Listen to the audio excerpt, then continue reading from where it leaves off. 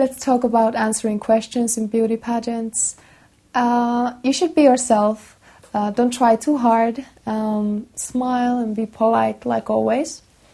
If they ask you a question and you really have no clue what they're talking about, there are good tips to buy time. You start answering with "Good evening, ladies and gentlemen," and so forth. "I'm glad to be here." And while saying all those things, you can go through in your head, like, what could you possibly answer to that question?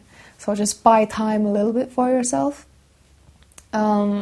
If you still haven't got the answer and you still don't know what they're talking about, you can joke somehow about it.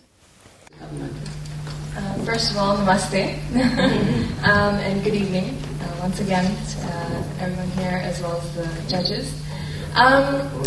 Well, I think that it is a big problem, not just in London or anywhere in particular. There's a good example about how to buy time.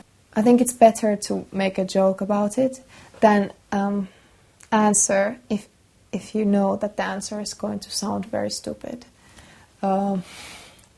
Sometimes they tell you the questions in advance, so then that's okay, you have time to think about it. And I think you should write the answer in a piece of paper, learn it before you go on stage, and then you can be comfortable with it. In any case, you should make it sound like you just heard it and you're just answering it casually.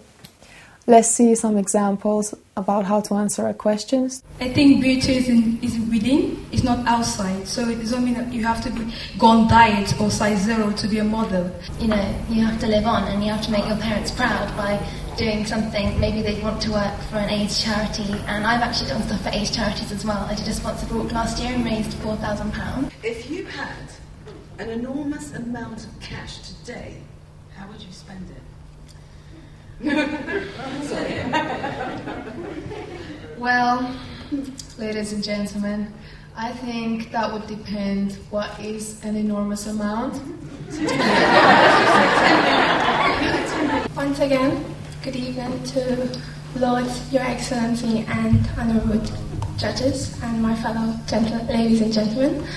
I would do that by organising, let's say, an event. First of all, we can look at the different things that can lead to world peace, like being more lovable, avoiding violence. There's a lot of things we can do, like start listening to each other, because when we listen to each other, we learn new things.